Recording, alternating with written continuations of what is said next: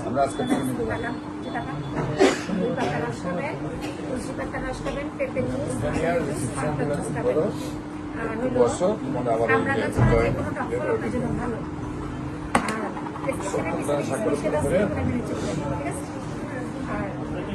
কোনো মানুষ কোনো প্রকার মাংস খাওয়া যাবে না, শুধু দেশি মুরগি ডিম আর দেশি মুরগি খেতে পারবে না। মুরগির পরামর্শ না